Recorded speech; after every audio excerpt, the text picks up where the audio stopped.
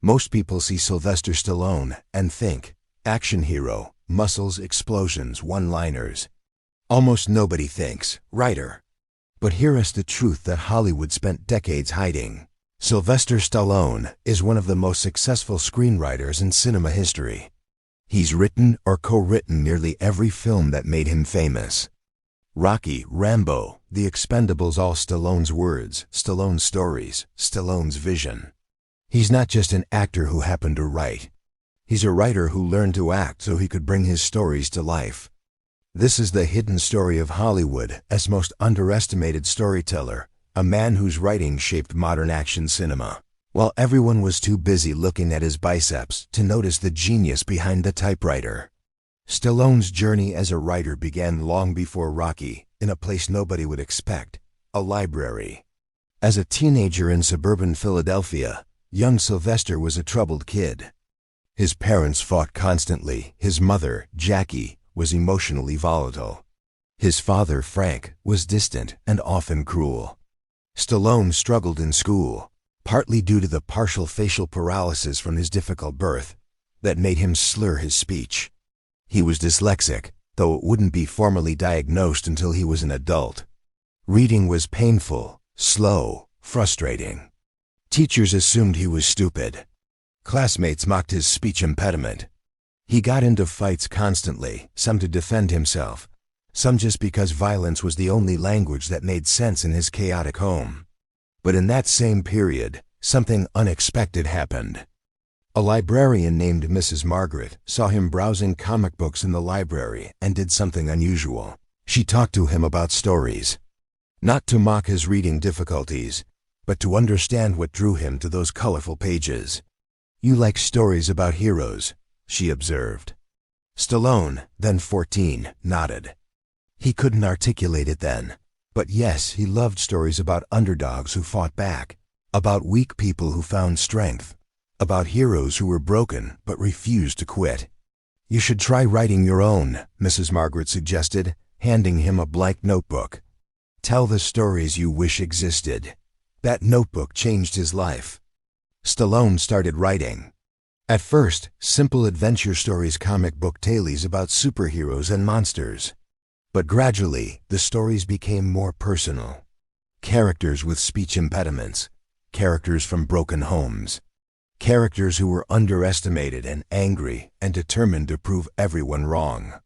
He filled notebooks, then more notebooks. By the time he was 16, he'd written dozens of short stories and the beginnings of several screenplays, though he didn't yet understand screenplay format. His writing was rough grammar errors, spelling mistakes, punctuation chaos. But the stories had something raw and real. Pain that felt authentic because it was. Determination that felt genuine because he lived it. When Stallone moved to New York City in 1969 to pursue acting, he brought those notebooks with him.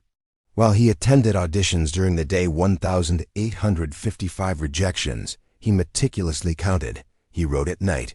Scripts, treatments, dialogue exercises, character studies. He studied screenwriting by reading published scripts at the New York Public Library. He taught himself 3-act structure. He learned dialogue rhythms by watching movies and transcribing conversations. He was obsessed, driven by an instinct that acting alone wouldn't be enough. He needed to create his own opportunities. His first screenplay sale came in 1974, The Lords of Flatbush. The film was about working-class teens in 1950s Brooklyn. Stallone wrote additional dialogue and starred in one of the lead roles. The movie was low budget and barely seen, but it proved Stallone could write material that got produced. More importantly, it taught him a crucial lesson. Nobody was going to hand him great roles. If he wanted to play interesting characters, he had to write them himself. Over the next year, Stallone wrote obsessively. He wrote a script called Hell's Kitchen about street gangs. He wrote a screenplay called Paradise Alley about brothers trying to escape poverty through wrestling. He wrote treatments for action films, crime dramas, dark comedies. Most were never sold. Some got optioned but never produced. Stallone was learning the brutal reality of Hollywood, Writing a good script was hard. Getting that script made was nearly impossible. Getting that script made with you starring in it? That was fantasy. Then, on March 24, 1975, he watched the Ali vs. Wepner fight and wrote Rocky in 72 hours. But here's what most people don't know. The original Rocky script was radically different from the film that was eventually made. Stallone's first draft was darker, grittier, more violent. Rocky was angrier, more bitter. The love story with Adrian was more cynical.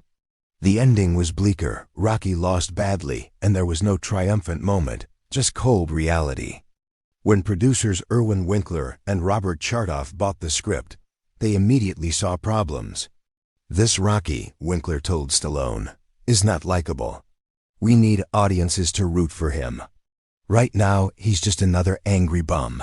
Stallone spent 2 months rewriting. He softened Rocky's edges while maintaining his working-class authenticity. He made Adrian more sympathetic. He found the balance between grit and heart. He wrote the famous training montage, the meat locker punching scene, the ice skating date moments of hope punctuating the harsh reality. Most importantly, he rewrote the ending. In the final version, Rocky loses the fight but achieves something greater: self-respect, love, proof that he wasn't just another bum. It was a more complex, emotionally satisfying conclusion than a simple victory. The genius of Rocky's script isn't the boxing. It's the character work making the inarticulate, uneducated loan shark muscle into someone audiences deeply cared about. Stallone achieved this through specificity. Rocky's awkward jokes, his gentle treatment of Adrian, his loyalty to his friend Paulie despite Paulie's cruelty, his respect for his opponent Apollo Creed. Those details came from Stallone's writing, not improvisation. Every word was crafted. Rocky earned Stallone an Academy Award nomination for Best Original Screenplay.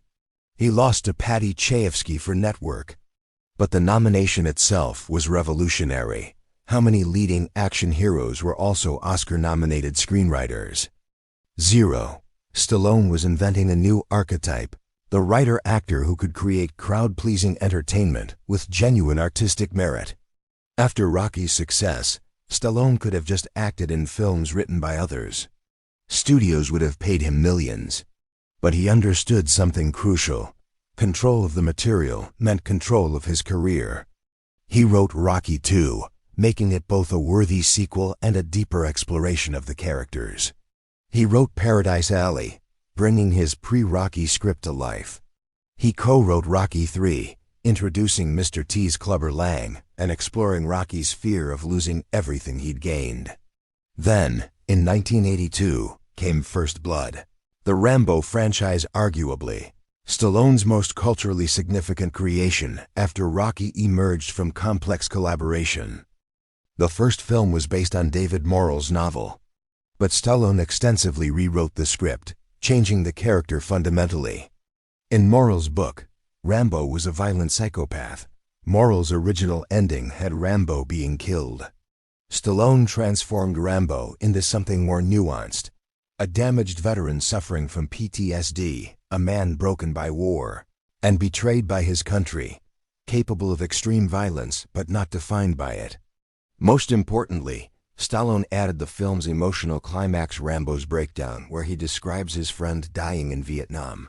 That scene, "Nothing is over, nothing," was entirely Stallone's creation. It transformed First Blood from a simple action thriller into a commentary on how America treated Vietnam veterans. The subsequent Rambo films were entirely Stallone's scripts.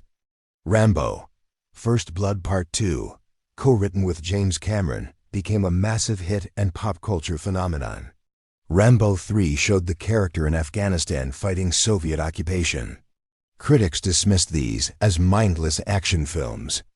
They missed the point. Stallone was writing modern myths. Rambo wasn't a realistic character, he was an archetype, a symbol of American strength, betrayal, redemption, and rage. Understanding that requires appreciating Stallone's narrative instincts. Throughout the 1980s and 1990s, Stallone wrote or co-wrote most of his starring vehicles. Cobra, written by Stallone under a pseudonym, was a pulp crime thriller. Over the Top was about arm wrestling and fatherhood. Lock Up was a prison drama. Cliffhanger was a survival thriller. Demolition Man was sci-fi satire. Not all were good films, some were terrible. But they were all Stallone's vision, for better or worse. He controlled his narratives even when the results disappointed. During this period, Stallone also directed several films: Staying Alive, the sequel to Saturday Night Fever, Rocky II, III, and IV, and Paradise Alley. His directing style was workmanlike but effective. He understood pacing, character, emotion, even if he lacked visual flair. The combination of writing, starring, and often directing gave Stallone complete creative control. He wasn't just a hired actor showing up to say lines written by others. He was the auteur of his own career, a model that influenced subsequent action stars like Clint Eastwood and later writer-actors like Matt Damon and Ben Affleck. The clearest example of Stallone's writing genius came in 2006 with Rocky Balboa. After a 15-year absence from the franchise, Stallone wrote a script that was both a satisfying continuation and a meditation on aging, regret, and finding meaning in the final chapters of life. Rocky Balboa's screenplay is remarkably mature. It doesn't try to recapture the youth and energy of the earlier films. Instead, it honestly confronts what it means to be past your prime, but not ready to give up. The speech Rocky gives to his son, "It ain't about how hard you hit ... became iconic because it captured universal truths about resilience. Stallone wrote that speech. He wrote every word of that film. At 60 years old, self-financing the project, he poured his own experiences, bankruptcy, career decline, personal crisis into Rocky's character. The result was the best-reviewed Rocky film since the original. In 2010, Stallone created and wrote The Expendables, assembling aging action stars for a film that was both throwback and commentary. He wrote Expendables 2 and 3, maintaining the franchise's tone. In 2008, he wrote and directed Rambo, the fourth film, returning to the character after 20 years with a script that was unflinchingly violent, but also emotionally rich, giving Rambo a proper conclusion. And in 2015, something remarkable happened: Creed. Stallone didn't write Creed, Ryan Coogler did. But Coogler's script only existed because Stallone had created Rocky and maintained the franchise for 40 years. And Stallone's performance as an aging Rocky, training Apollo Creed's son, earned him his first Oscar nomination since 1976. He lost Best Supporting Actor to Mark Rylance. But at age 69, Sylvester Stallone was back at the Academy Awards, recognized for work in a franchise he'd created 4 decades earlier. Here's what makes Stallone's writing career extraordinary: longevity. He wrote his first produced screenplay in 1974, Lords of Flatbush. He wrote his most recent screenplay in 2019, Rambo: Last Blood. That's 45 years of continuous writing. Very few screenwriters maintain creative output for that long. More importantly, Stallone created characters that have lasted across generations. Rocky Balboa debuted in 1976 and appeared in films through 2018's Creed, 242 years. John Rambo spanned 1982 to 2019, 37 years. These aren't minor characters in franchises created by others. These are Stallone's creations, maintained and developed by him for decades. Compare that to other action stars. Arnold Schwarzenegger's most iconic character, the Terminator, was created by James Cameron. Bruce Willis's John McClane, Die Hard, was created by Roderick Thorpe and Jeb Stewart. Harrison Ford's Indiana Jones was created by George Lucas and Philip Kaufman. Stallone created his own mythology. That's the difference. Yet Hollywood has never fully recognized Stallone as a writer. He's never won an Oscar for screenwriting. He's rarely invited to speak at screenwriting conferences. Articles about great action films usually credit directors, not Stallone's scripts. His name isn't mentioned alongside great American screenwriters like Robert Towne, William Goldman, or Paul Schrader. Why? partly because of snobbery action films aren't considered serious writing. Partly because Stallone's celebrity as an action star overshadows his writing. Partly because some of his films were genuinely bad. And bad films tarnish a writer's reputation, even if they also wrote masterpieces. But the oversight is unjust. Stallone's best scripts, Rocky, First Blood, Rocky Balboa, Creed, as creator, are exemplary American cinema. They're well-structured, emotionally resonant, thematically rich. They created cultural touchstones that have lasted 40-plus years. Rocky's Yo, Adrian, is as famous as any line in cinema. Rambo's They Drew First Blood entered the lexicon. These aren't accidents. They're the products of a writer who understood character, dialogue, and mythology. Stallone's writing process has remained consistent. Longhand, isolation, immersion. He still writes with a pen and paper. He finds a quiet place, a hotel room, a cabin, and disappears for weeks. He doesn't use computers, doesn't collaborate in writing rooms, doesn't workshop drafts with other writers. He writes alone, channeling his experiences and emotions directly onto the page. His scripts are often messy on first draft, grammar errors, spelling mistakes, structural problems. But the emotional core is always there, raw and real. Subsequent drafts clean up the mechanics while preserving that authenticity. Directors and producers who've worked with Stallone's scripts describe them as actor-friendly dialogue that sounds natural when spoken. Scenes structured for performance, characters with clear motivations. This makes sense. Stallone writes for himself and understands what works on screen. His weaknesses as a writer are also clear. His female characters are often underdeveloped, with the exception of Adrian in Rocky. His plots can be formulaic. His villains are sometimes cartoonish. He's never written the kind of complex, multi-layered narratives that win screenwriting awards. But his strengths far outweigh weaknesses. He writes male vulnerability better than almost anyone. Rocky's insecurities, Rambo's trauma, aging action heroes confronting mortality. He understands working-class struggles. He writes fight scenes as emotional catharsis, not just spectacle. His best work elevates genre material into mythology. In 2016, a Hollywood producer was asked, "What's Sylvester Stallone's greatest talent?" The producer thought for a moment, then said, "He's the best writer of underdog stories in cinema history. He understands the psychology of people who've been told they're nothing and refuse to accept it.